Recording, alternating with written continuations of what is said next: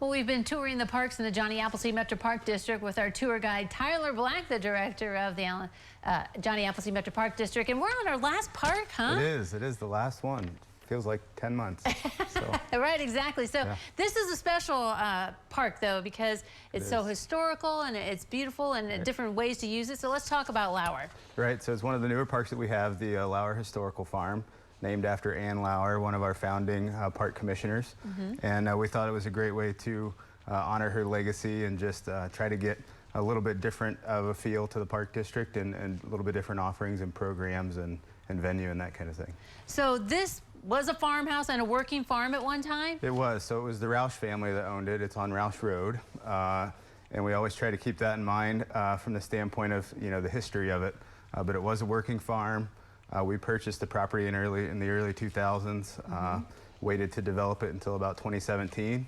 And from there, it's kind of been hit or miss with COVID and trying to get things out into the public for people to use it, but we're really excited about the future of the park. So. Yeah. So, I mean, there's so many different elements. I mean, you've got the house, and I mean, that's just like history, just living history right there. People can learn more about what it was like on the farm. It is. So the house is pretty interesting, built back in the early 1800s. There's quite a few historical, not artifacts, but historical pieces in the house. Everything, if you visit the house, everything you see in the house was donated except for 3 different items that we had to purchase. But pretty awesome place and pretty special place, really. Right, yeah.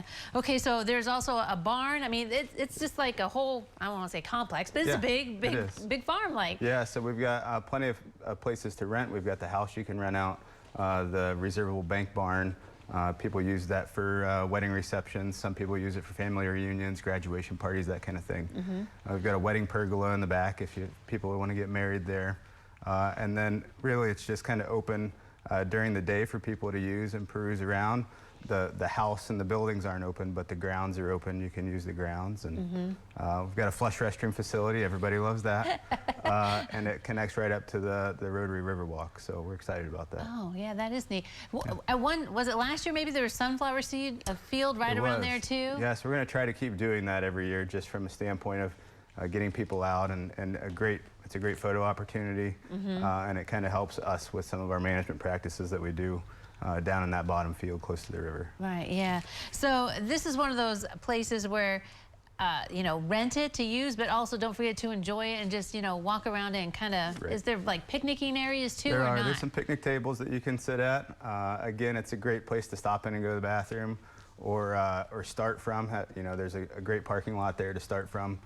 Going on a walk, it connects to Ottawa Metro Park. So that's a great thing. It's not just kind of a standalone park, it's connected. So yeah, that is pretty neat. Big deal. So you mentioned renting it. So like the house and like the barn, like how many people would fit in each one of those locations? Yeah, so the house, you can't fit more than about 50 people in the house.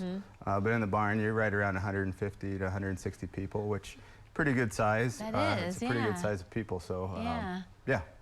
So it must be exciting to have that then. It's just a different kind of park then to offer up to everyone. It is. I mean, it's a little similar to the farm park, the Allen County Farm Park, but it has its own little flair.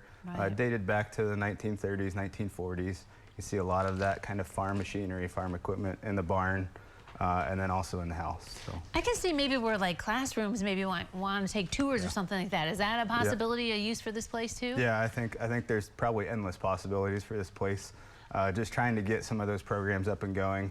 We're still working through some of that again with the timing that we opened it up in 2019, then COVID hit in 2020. Just trying to keep that at the forefront of people's minds and having programming for them. We're still work in progress. So. And speaking of programming, we're going to learn more about it, but I mean, there's a big World War II living history event coming up there. There is. I'll leave some of that for Matt to talk about tomorrow, but yeah, there is going to be a great program this weekend coming up on Saturday and Sunday. So this is an example of how you can use that facility. It is, if we have some good weather. All right, yeah. Keep your fingers crossed for that one. All right. Thanks very much for coming today. Thanks for having me. All right, don't go away. We'll look at the weather forecast next.